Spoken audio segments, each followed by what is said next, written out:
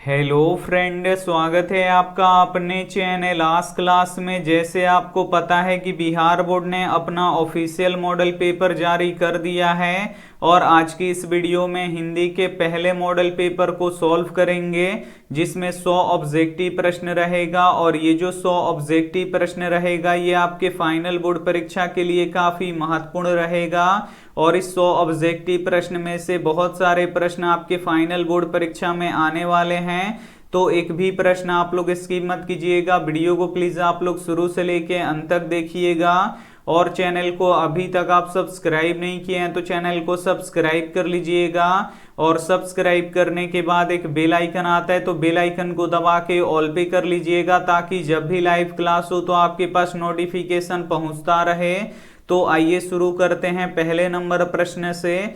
तो पहला नंबर प्रश्न है कि श्रम विभाजन और जाति प्रथा किस विधा की रचना है। यहाँ पे आपको बताना है कि श्रम विभाजन और जाति प्रथा क्या है। तो ये निबंध है, इसे आपको याद रखना है। यहाँ पे ए वाला ऑप्शन बिल्कुल ही सही हो जाएगा। आइए देखते हैं अगला प्रश्न। दो नंबर प्रश्न है कि जाति प्रथा का सबसे बड़ा दोष क्या है। यहाँ पे आपको बताना है कि जाति प्रथा का सबसे बड़ा दोष क्या है। तो पेशे का निर्धारण करना है, इसे आपको याद रखना है। यहाँ पे बी वाला ऑप्शन बिल्कुल ही सही हो जाएगा। आइए देखते हैं अगला प्रश्न।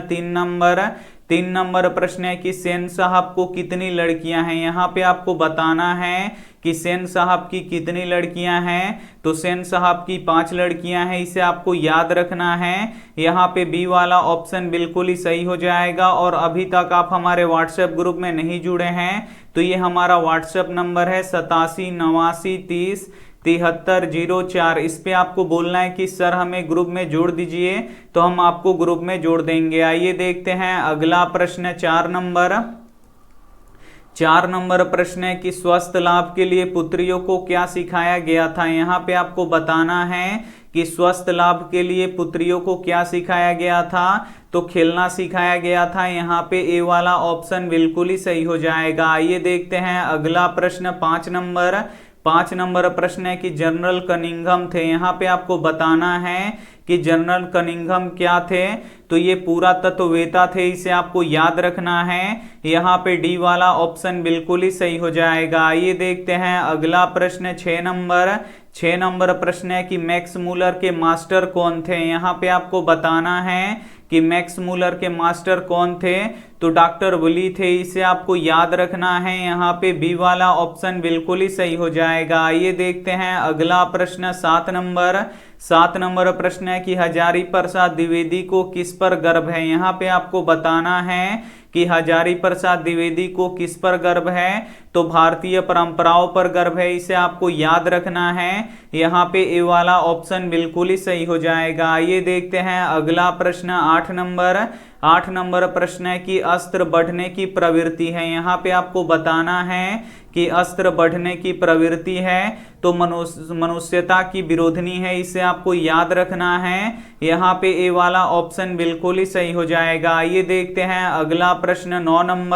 9 नंबर प्रश्न है कि देवनागरी लिपि में कौन सा भाषा नहीं लिखी जाती है। यहाँ पे आपको बताना है कि देवनागरी लिपि में कौन सा भाषा नहीं लिखी जाती है। तो तमिल नहीं लिखी जाती है, इसे आपको याद रखना है। यहाँ पे सी वाला ऑप्शन बिल्कुल ही सही हो जाएगा। आइए देखते हैं अगला प्रश्न।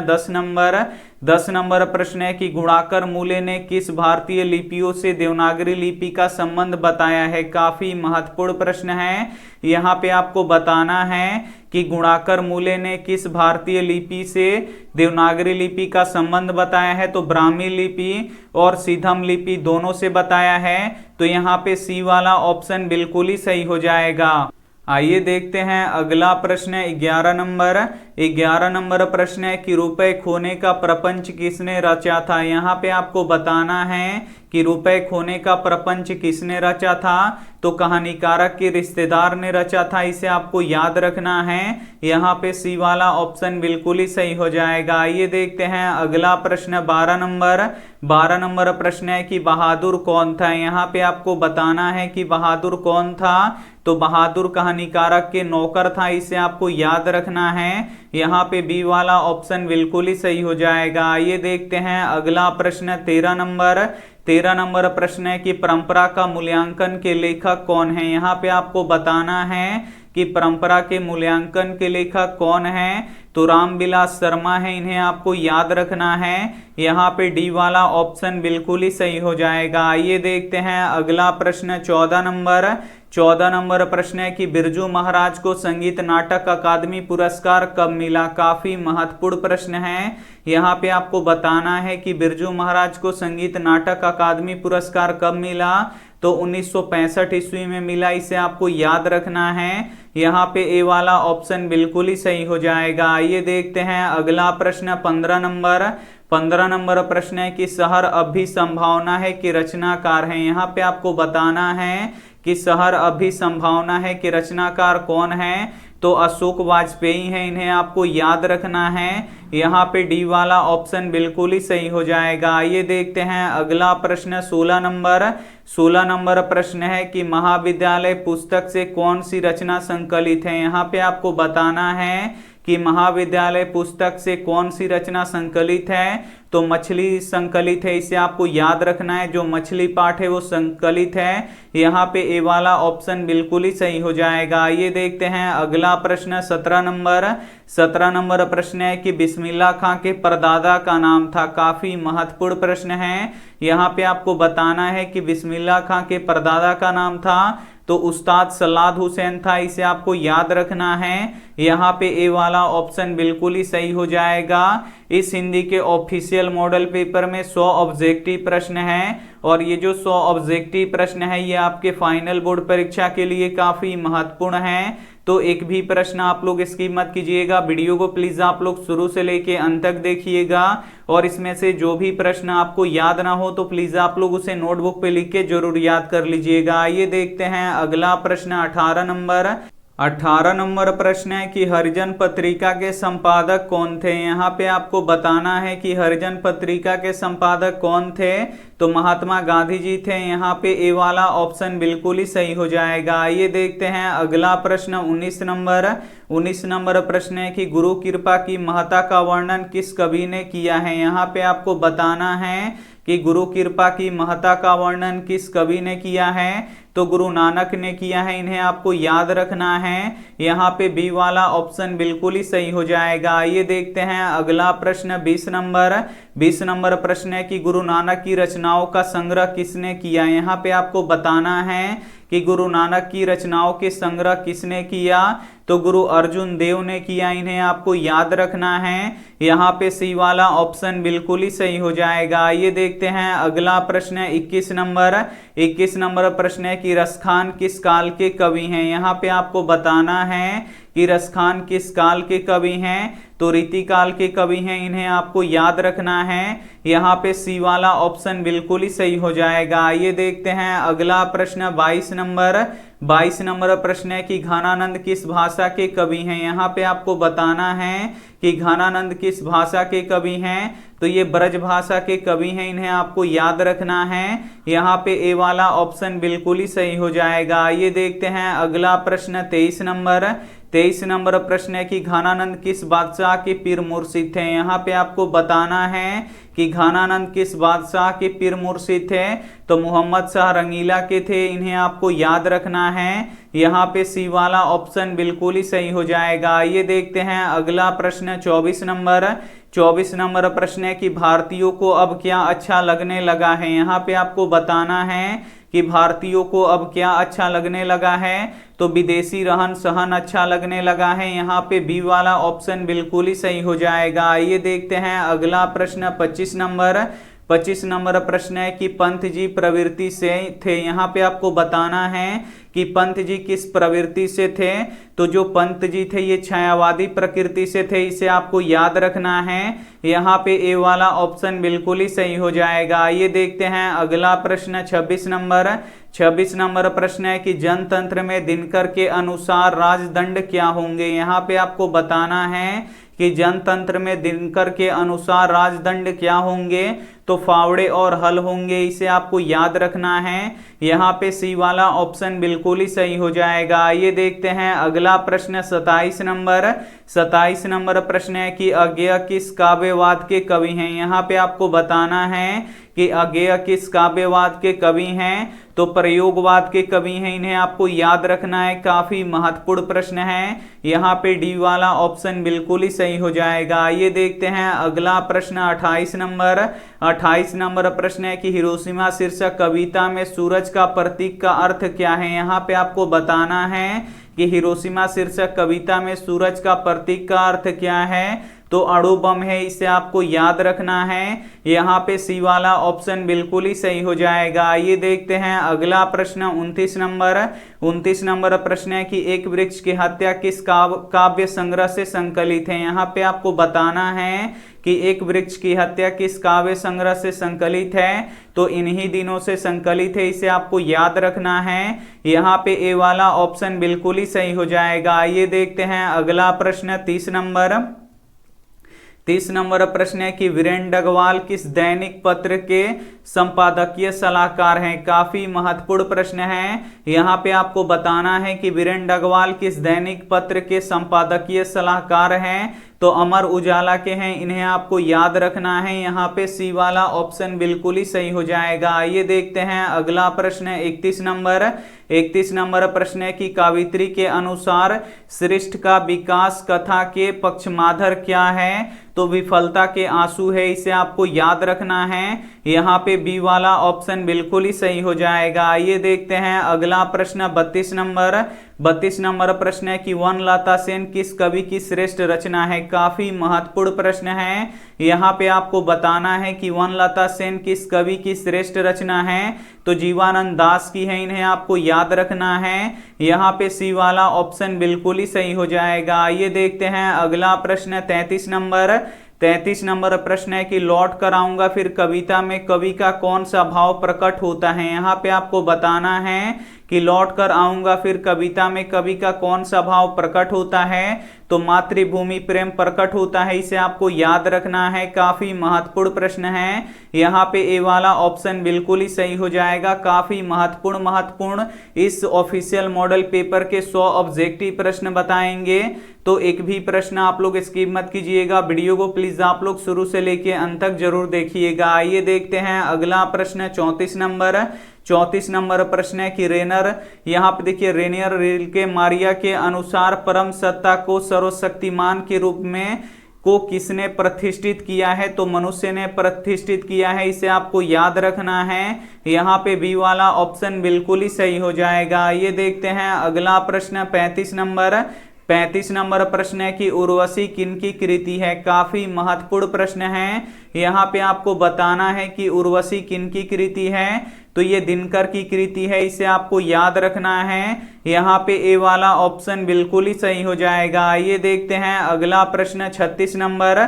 36 नंबर प्रश्न है कि दिनकर का जन्म कहाँ हुआ था। यहाँ पे आपको बताना है कि दिनकर का जन्म कहाँ हुआ था, तो सिमरिया में हुआ था, इसे आपको याद रखना है। यहाँ पे सी वाला ऑप्शन बिल्कुल ही सही हो जाएगा। ये देखते हैं अगला प्रश्न 37 नंबर। 37 नंबर प्रश्न है कि श्रीनिवास किस भाषा के साहित्यकार हैं। यहाँ पे आपको बताना है कि श्रीनिवास किस भाषा के साहित्यकार हैं, तो जो श्रीनिवास हैं ये कन्नड़ भाषा के साहित्यकार हैं, इन्हें आपको याद रखना है। यहाँ पे ए वाला ऑप्शन बिल्कुल ही सही हो जाएगा। ये देखते हैं अगला प्रश्न 38 नंबर। 38 नंबर प्रश्न है कि नजमा मंगम्मा की कौन थी। यहाँ पे आपको बताना है कि जो नजम्मा थी ये मंगम्मा की कौन थी, तो पुत्र वधु थी, यानी पुत्र की पत्नी थी। यहाँ पे सी वाला ऑप्शन बिल्कुल ही सही हो जाएगा। ये देखते हैं अगला प्रश्न 39 नंबर। 39 नंबर प्रश्न है कि लक्ष्मी लक्ष्मण की कौन थी। यहाँ पे आपको बताना है कि लक्ष्मी जो थी ये लक्ष्मण की कौन थी, तो पत्नी थी, इसे आपको याद रखना है। यहाँ पे ए वाला ऑप्शन बिल्कुल ही सही हो जाएगा। ये देखते हैं अगला प्रश्न 40 नंबर। 40 नंबर प्रश्न है कि मंगू को कहाँ भर्ती करवाया गया। यहाँ पे आपको बताना है कि मंगू को कहाँ भर्ती कराया गया, तो अस्पताल में भर्ती कराया गया। यहाँ पे ए वाला ऑप्शन बिल्कुल ही सही हो जाएगा। ये देखते हैं अगला प्रश्न 41 नंबर। 41 नंबर प्रश्न है कि सुजाता कथाकार हैं। यहाँ पे आपको बताना है कि सुजाता किस भाषा के कथाकार हैं, तो ये तमिल भाषा के कथाकार हैं। यहाँ पे ए वाला ऑप्शन बिल्कुल ही सही हो जाएगा। ये देखते हैं अगला प्रश्न 42 नंबर। 42 नंबर प्रश्न है कि धरती कब तक घूमेगी कहानी है। यहाँ पे आपको बताना है कि धरती कब तक घूमेगी कैसी कहानी है, तो ये सामाजिक कहानी है, इसे आपको याद रखना है। यहाँ पे ए वाला ऑप्शन बिल्कुल ही सही हो जाएगा। ये देखते हैं अगला प्रश्न 43 नंबर प्रश्न है कि ब ध्वनि का उच्चारण स्थान क्या है। यहाँ पे आपको बताना है कि जो ब शब्द होता है जो बोलते हैं ये ध्वनि कहाँ से निकलता है, तो ये ओंठ से निकलता है, इसे आपको याद रखना है। प फ ब भ और म ये सब किससे निकलता है, तो ओंठ से निकलता है। यहाँ पे बी वाला ऑप्शन बिल्कुल ही सही हो जाएगा। ये देखते हैं अगला प्रश्न 44 नंबर प्रश्न है कि घी कौन सी संज्ञा है। यहाँ पे आपको बताना है कि जो घी है ये कौन सी संज्ञा है, तो ये द्रव्यवाचक संज्ञा है, इसे आपको याद रखना है। यहाँ पे डी वाला ऑप्शन बिल्कुल ही सही हो जाएगा। ये देखते हैं अगला प्रश्न 45 नंबर प्रश्न है कि ये सर्वनाम है। यहाँ पे आपको बताना है कि जो ये शब्द है ये कौन सा सर्वनाम है, तो ये निश्चयवाचक सर्वनाम है, इसे आपको याद रखना है। यहाँ पे ए वाला ऑप्शन बिल्कुल ही सही हो जाएगा। ये देखते हैं अगला प्रश्न 46 नंबर प्रश्न है कि वत्स का विशेषण होगा। यहाँ पे आपको बताना है कि वत्स का विशेषण क्या होगा, तो वत्सल होगा, इसे आपको याद रखना है। यहाँ पे बी वाला ऑप्शन बिल्कुल ही सही हो जाएगा। ये देखते हैं अगला प्रश्न 47 नंबर प्रश्न है कि मेरी गाय काली है। इस वाक्य में कारक का चिन्ह क्या है। यहाँ पे आपको बताना है कि जो मेरी गाय है वो काली है, तो इसमें कारक चिन्ह क्या है, तो मेरी है, और मेरी क्या है, तो यहाँ पे संबंध को दिखाता है कि जो मेरी गाय है वो काली है। यहाँ पे सी वाला ऑप्शन बिल्कुल ही सही हो जाएगा। ये देखते हैं अगला प्रश्न 48 नंबर प्रश्न है कि काल के कितने भेद हैं। यहाँ पे आपको बताना है कि काल के कितने भेद हैं, तो सबको पता है कि काल के 3 भेद होते हैं। यहाँ पे सी वाला ऑप्शन बिल्कुल ही सही हो जाएगा। ये देखते हैं अगला प्रश्न 49 नंबर प्रश्न है कि रामायण का संधि विच्छेद क्या होगा। यहाँ पे आपको बताना है कि रामायण का संधि विच्छेद का क्या होगा, तो राम जोड़ आयन होगा। यहाँ पे ए वाला ऑप्शन बिल्कुल ही सही हो जाएगा। ये देखते हैं अगला प्रश्न 50 नंबर प्रश्न है कि परम औसत का संधि विच्छेद क्या है। यहाँ पे आपको बताना है कि परम औसत का संधि विच्छेद क्या होगा, तो यहाँ पे परम जोड़ औसत होगा। यहाँ पे सी वाला ऑप्शन बिल्कुल ही सही हो जाएगा। इस हिंदी के ऑफिशियल मॉडल पेपर के काफी महत्वपूर्ण 100 ऑब्जेक्टिव प्रश्न हम आपको बताएंगे, और ये जो 100 ऑब्जेक्टिव प्रश्न है ये आपके फाइनल बोर्ड परीक्षा के लिए काफी महत्वपूर्ण है। तो एक भी प्रश्न आप लोग स्किप मत कीजिएगा, वीडियो को प्लीज आप लोग शुरू से लेके अंत तक देखिएगा। और इस 100 ऑब्जेक्टिव प्रश्न में से बहुत सारे प्रश्न आपके फाइनल बोर्ड परीक्षा में आने वाले हैं, तो बिल्कुल आप लोग शुरू से लेके अंत तक जरूर देखिएगा। आइए देखते हैं अगला प्रश्न 51 नंबर प्रश्न है कि प्राप्तांक में समास है। यहाँ पे आपको बताना है कि जो प्राप्तांक शब्द होता है इसमें कौन सा समास होगा, तो प्राप्तांक में तत्पुरुष समास होता है, इसे आपको याद रखना है। यहाँ पे डी वाला ऑप्शन बिल्कुल ही सही हो जाएगा। ये देखते हैं अगला प्रश्न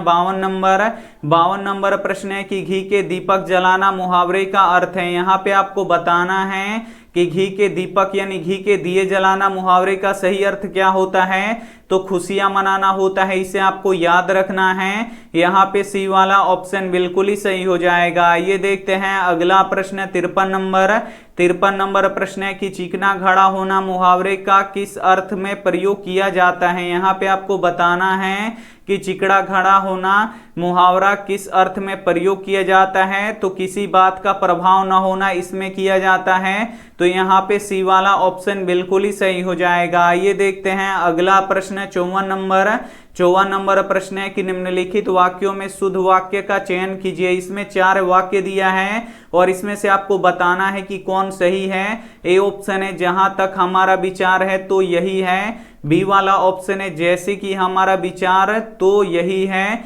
सी वाला ऑप्शन है जैसा भी हमारा विचार तो यही है। डी वाला ऑप्शन है हमारा विचार तो यही है। तो इसमें से आपको बताना है कि कौन सा शब्द शुद्ध है यानी सही है। तो यहाँ पे जो डी वाला ऑप्शन है हमारा विचार तो यही है, ये एकदम शुद्ध है। यहाँ पे डी वाला ऑप्शन बिल्कुल ही सही हो जाएगा। आइए देखते हैं अगला प्रश्न 55 नंबर, परिभाषा में कौन सा उपसर्ग है। यहाँ पे आपको बताना है की परिभाषा में कौन सा उपसर्ग है, और ये प्रश्न प्रत्येक साल बोर्ड परीक्षा में आता है उपसर्ग वाला। तो जो उपसर्ग होता है ये शब्द में आगे यानी सबसे पहले जुड़ा होता है। तो जब आप परिभाषा का यहाँ पे उच्चारण कीजिएगा तो सबसे पहले जो शब्द आएगा वही उपसर्ग होता है। तो यहाँ पे देखिए हम उच्चारण कर रहे हैं परिभाषा, तो यहाँ पे सबसे पहले परि आ रहा है, तो इसमें उपसर्ग क्या होगा, तो परि उपसर्ग होगा। तो यहाँ पे डी वाला ऑप्शन बिल्कुल ही सही हो जाएगा। ये देखते हैं अगला प्रश्न 56 नंबर प्रश्न है कि लुटेरा में प्रत्यय बताइए, और एक प्रत्यय से भी क्वेश्चन रहता है। यहाँ पे आपको बताना है कि लुटेरा में प्रत्यय बताइए। तो जो प्रत्यय होता है ये शब्द के आखिर में लगता है। तो यहाँ पे जब आप लुटेरा का उच्चारण कीजिएगा लुटेरा, तो लास्ट में आएगा एरा। यहाँ पे देखिए एरा क्या हो जाएगा, इसका प्रत्यय हो जाएगा। यहाँ पे बी वाला ऑप्शन बिल्कुल ही सही हो जाएगा। ये देखते हैं अगला प्रश्न 57 नंबर प्रश्न है कि तलाक का लिंग निर्णय करें। यहाँ पे आपको बताना है कि जो तलाक है ये स्त्रीलिंग है कि पुल्लिंग है कि उभयलिंग है, ये आपको यहाँ पे बताना है। तो जो तलाक है ये पुल्लिंग है, इसे आपको याद रखना है। यहाँ पे ए वाला ऑप्शन बिल्कुल ही सही हो जाएगा। ये देखते हैं अगला प्रश्न 58 नंबर प्रश्न है कि जेल का लिंग निर्णय करें। यहाँ पे आपको बताना है कि जेल का लिंग आपको निर्णय करना है, यानी जेल कौन सा शब्द है। तो जेल भी यहाँ पे पुल्लिंग है, यहाँ पे ए वाला ऑप्शन बिल्कुल ही सही हो जाएगा। ये देखते हैं अगला प्रश्न 59 नंबर प्रश्न है कि झंकृत किस शब्द का विलोम है। यहाँ पे आपको बताना है कि झंकृत जो शब्द है ये किस शब्द का विलोम है। तो निस्तबद्ध का है, इसे आपको याद रखना है। यहाँ पे ए वाला ऑप्शन बिल्कुल ही सही हो जाएगा। ये देखते हैं अगला प्रश्न 60 नंबर प्रश्न है कि ढाढ़स का विलोम शब्द होगा। यहाँ पे आपको बताना है कि ढाढ़स का विलोम यानी उल्टा क्या होगा, तो त्रास होगा, इसे आपको याद रखना है। यहाँ पे सी वाला ऑप्शन बिल्कुल ही सही हो जाएगा। अब यहाँ से बुक से क्वेश्चन स्टार्ट है 61 नंबर से। तो यहाँ पे आपको बताना है कि भाईचारे का दूसरा नाम क्या है। तो भाईचारे का दूसरा नाम कई बार हम आपको बता चुके हैं कि लोकतंत्र है। यहाँ पे ए वाला ऑप्शन बिल्कुल ही सही हो जाएगा। ये देखते हैं अगला प्रश्न 62 नंबर प्रश्न है कि ऐसे ही लड़के आगे चलकर गुंडे चोर डाकू बनते हैं। यह पंक्ति किस कहानी के किस पात्र की कही गई है। काफी महत्वपूर्ण प्रश्न है। तो ये ऐसे ही लड़के आगे चल के गुंडे चोर डाकू बनते हैं, ये किसने कहा है, तो सेन साहब ने कहा है। यहाँ पे सी वाला ऑप्शन बिल्कुल ही सही हो जाएगा। ये देखते हैं अगला प्रश्न 63 नंबर प्रश्न है कि वारेन हेस्टिंग्स को दारिक्स नामक सोने के सिक्कों से भरा घड़ा कहाँ मिला था। यहाँ पे आपको बताना है कि वारेन हेस्टिंग्स को दारिस नामक सोने के सिक्कों से भरा घड़ा कहाँ मिला था, तो बनारस में मिला था, इसे आपको याद रखना है।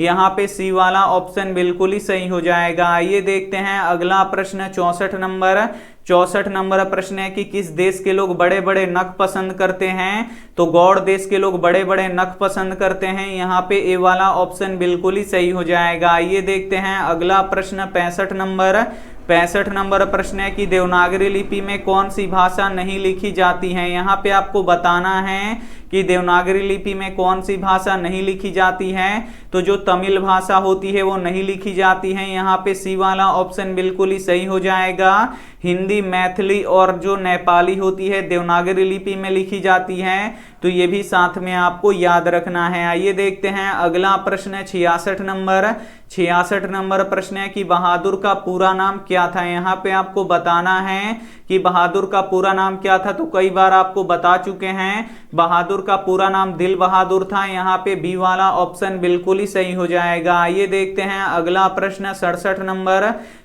नंबर प्रश्न है कि राफेल, लियोनार्डो दा विंची और एंजेलो किसकी देन है। तो ये इटली की देन है, इसे आपको याद रखना है। यहाँ पे बी वाला ऑप्शन बिल्कुल ही सही हो जाएगा। ये देखते हैं अगला प्रश्न 68 नंबर प्रश्न है कि बिरजू महाराज का जन्म कहाँ हुआ था। यहाँ पे आपको बताना है कि बिरजू महाराज का जन्म कहाँ हुआ था। तो लखनऊ में हुआ था, इसे आपको याद रखना है। यहाँ पे ए वाला ऑप्शन बिल्कुल ही सही हो जाएगा। ये देखते हैं अगला प्रश्न 69 नंबर प्रश्न है कि नदी के तट पर बैठे हुए लेखक को क्या अनुभव होता है। यहाँ पे आपको बताना है कि नदी के तट पर बैठे हुए लेखक को क्या अनुभव होता है, तो नदी का जल स्थिर है ये अनुभव होता है उनको। यहाँ पे ए वाला ऑप्शन बिल्कुल ही सही हो जाएगा। आइए देखते हैं अगला प्रश्न 70 नंबर प्रश्न है कि भग्गू संतु के पीछे क्यों भागा। काफी महत्वपूर्ण प्रश्न है। यहाँ पे आपको बताना है कि भग्गू संतु के पीछे क्यों भागा,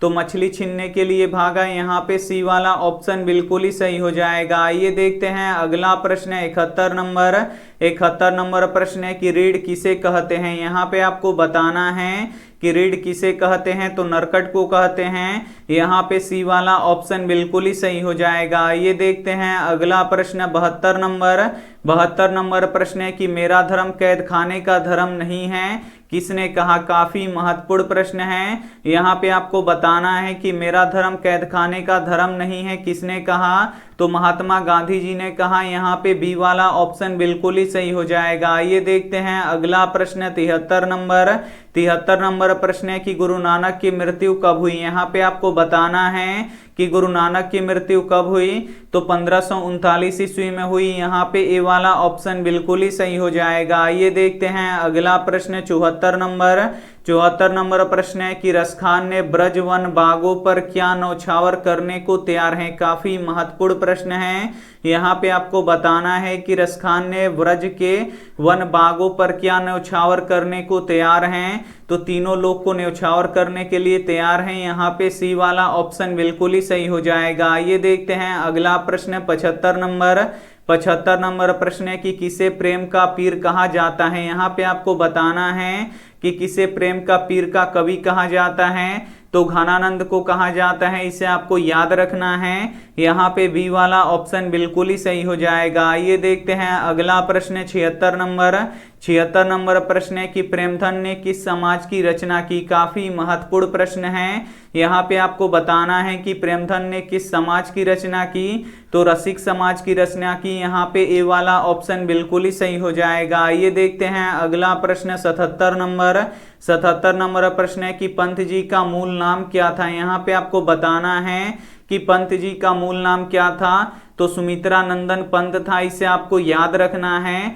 यहाँ पे बी वाला ऑप्शन बिल्कुल ही सही हो जाएगा। ये देखते हैं अगला प्रश्न 78 नंबर प्रश्न है कि दिनकर किस वाद के प्रमुख कवि हैं। यहाँ पे आपको बताना है कि दिनकर किस वाद के प्रमुख कवि हैं, तो पूर्व छायावाद के प्रमुख कवि हैं। यहाँ पे ए वाला ऑप्शन बिल्कुल ही सही हो जाएगा। ये देखते हैं अगला प्रश्न 79 नंबर प्रश्न है कि हिरोशिमा शीर्षक कविता में वर्णित सूरज कहाँ निकला। काफी महत्वपूर्ण प्रश्न है। यहाँ पे आपको बताना है कि हिरोशिमा शीर्षक कविता में वर्णित सूरज कहाँ निकला, तो नगर के चौक पर निकला। यहाँ पे बी वाला ऑप्शन बिल्कुल ही सही हो जाएगा। ये देखते हैं अगला प्रश्न 80 नंबर प्रश्न है कि हमारी नींद कविता में नींद किसका प्रतीक है। यहाँ पे आपको बताना है कि हमारी नींद कविता में नींद किसका प्रतीक है, तो गफलत का प्रतीक है। यहाँ पे बी वाला ऑप्शन बिल्कुल ही सही हो जाएगा। आइए देखते हैं अगला प्रश्न 81 नंबर प्रश्न है कि लौट कर आऊंगा फिर कविता में कवि का कौन सा भाव प्रकट होता है, तो मातृभूमि प्रेम प्रकट होता है। यहाँ पे ए वाला ऑप्शन बिल्कुल ही सही हो जाएगा। ये देखते हैं अगला प्रश्न 82 नंबर प्रश्न है कि दही वाली मंगमा मूलतः किस भाषा में लिखित है। यहाँ पे आपको बताना है कि जो दही वाली मंगमा कहानी है ये किस भाषा में लिखी गई है, तो ये कन्नड़ भाषा में लिखी गई है। यहाँ पे बी वाला ऑप्शन बिल्कुल ही सही हो जाएगा। ये देखते हैं अगला प्रश्न 83 नंबर प्रश्न है कि विपत्ति अकेले नहीं आती, यह बात कब साबित हुई। यहाँ पे आपको बताना है कि विपत्ति अकेले नहीं आती, यह बात कब साबित हुई, तो जब तूफान आया तब साबित हुई। यहाँ पे ए वाला ऑप्शन बिल्कुल ही सही हो जाएगा। ये देखते हैं अगला प्रश्न 84 नंबर प्रश्न है कि मंगू को अस्पताल ले जाते समय माँ, तो मंगू को अस्पताल ले जाते समय माँ उदास थी। इसे आपको याद रखना है। यहाँ पे सी वाला ऑप्शन बिल्कुल ही सही हो जाएगा। ये देखते हैं अगला प्रश्न 85 नंबर प्रश्न है कि सीता किस कहानी की पात्र है। काफी महत्वपूर्ण प्रश्न है। यहाँ पे आपको बताना है कि सीता किस कहानी की पात्र है, तो ये धरती कब तक घूमेगी की पात्र है। यहाँ पे डी वाला ऑप्शन बिल्कुल ही सही हो जाएगा। ये देखते हैं अगला प्रश्न 86 86 नंबर प्रश्न है कि निम्नलिखित में घोष अल्प प्राण वर्ण कौन सा है। इसमें से आपको बताना है कि निम्नलिखित में घोष अल्प प्राण वर्ण कौन सा है, तो ग है, इसे आपको याद रखना है, काफी महत्वपूर्ण प्रश्न है। यहाँ पे डी वाला ऑप्शन बिल्कुल ही सही हो जाएगा। ये देखते हैं अगला प्रश्न 87 नंबर प्रश्न है कि हिमालय शब्द किस संज्ञा के भेद के अंतर्गत आता है। तो हिमालय क्या है, पर्वत का नाम है, और नाम किस में आता है, तो व्यक्तिवाचक संज्ञा में आता है। तो यहाँ पे बी वाला ऑप्शन बिल्कुल ही सही हो जाएगा। ये देखते हैं अगला प्रश्न 88 नंबर प्रश्न है कि बाबा ने चंद्रभूषण को डंडे से मारा, इस वाक्य में कौन सा कारक है। तो यहाँ पे बाबा ने है, तो ने किसका यहाँ पे कौन सा कारक होता है, तो कर्ता क्या होता है, ने होता है, कर्म को होता है, तो कर्ता ने। तो यहाँ पे देखिए बाबा ने चंद्रभूषण को मारा, तो यहाँ पे ने क्या है, कर्ता है। यहाँ पे सी वाला ऑप्शन बिल्कुल ही सही हो जाएगा। ये देखते हैं अगला प्रश्न 89 नंबर प्रश्न है कि षड्यंत्र का संधि विच्छेद है। यहाँ पे आपको बताना है कि षड्यंत्र का संधि विच्छेद क्या होगा। तो यहाँ पे षड जोड़ यंत्र होगा, इसे आपको याद रखना है। यहाँ पे ए वाला ऑप्शन बिल्कुल ही सही हो जाएगा। ये देखते हैं अगला प्रश्न 90 नंबर प्रश्न है कि निस्संतान में कौन सी संधि है। तो विसर्ग संधि है, इसे आपको याद रखना है। यहाँ पे सी वाला ऑप्शन बिल्कुल ही सही हो जाएगा। ये देखते हैं अगला प्रश्न 91 नंबर कि इकलौता में कौन सा समास है, बताइए। तो यहाँ पे इकलौता में कौन सा समास है, तो द्विगु समास है, इसे आपको याद रखना है। यहाँ पे बी वाला ऑप्शन बिल्कुल ही सही हो जाएगा। ये देखते हैं अगला प्रश्न 92 नंबर प्रश्न है कि पथ भ्रष्ट में कौन सा समास है। यहाँ पे आपको बताना है कि पथ भ्रष्ट में कौन सा समास है। तो इसमें तत्पुरुष समास है, इसे आपको याद रखना है। यहाँ पे बी वाला ऑप्शन बिल्कुल ही सही हो जाएगा। ये देखते हैं अगला प्रश्न 93 नंबर प्रश्न है कि अनुनय विनिमय से भी पसीजित ना। यहाँ पे देखिए पसीजना में इनमें से मुहावरे का सही अर्थ है।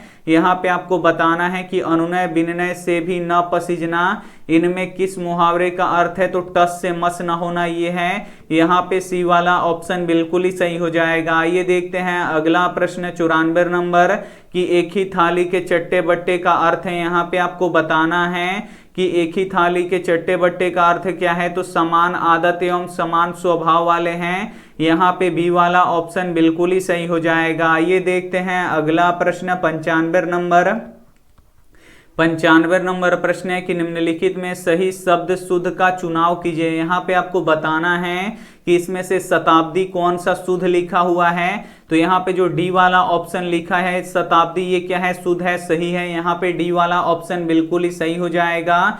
96 नंबर प्रश्न है कि त्रिदोष में कौन सा यहाँ पे शुद्ध लिखा गया है, कौन सा त्रिदोष इसमें से शुद्ध लिखा गया है। तो यहाँ पे जो ये सी वाला यहाँ पे देख सकते हैं, जो ये त्रिदोष लिखा हुआ है ये शुद्ध लिखा हुआ है, बिल्कुल सही लिखा हुआ है। यहाँ पे सी वाला ऑप्शन बिल्कुल ही सही हो जाएगा। ये देखते हैं अगला प्रश्न 97 नंबर प्रश्न है कि अनुवाद में कौन सा उपसर्ग है। तो जो उपसर्ग होता है ये शब्द के आगे लगता है। तो जब हम अनुवाद का उच्चारण करेंगे तो सबसे पहले क्या आएगा, अनुवाद। तो सबसे पहले अनु आएगा, तो इसमें अनु उपसर्ग है। यहाँ पे ए वाला ऑप्शन बिल्कुल ही सही हो जाएगा। ये देखते हैं अगला प्रश्न 98 नंबर प्रश्न है कि आहट का लिंग निर्णय करें। यहाँ पे आपको बताना है कि आहट क्या है। तो जो आहट है ये स्त्रीलिंग है, इसे आपको याद रखना है। यहाँ पे बी वाला ऑप्शन बिल्कुल ही सही हो जाएगा। आइए देखते हैं 99 नंबर ताज का लिंग निर्णय करें। यहाँ पे बताना है कि ताज क्या है। तो ताज पुल्लिंग है, इसे आपको याद रखना है। यहाँ पे ए वाला ऑप्शन बिल्कुल ही सही हो जाएगा।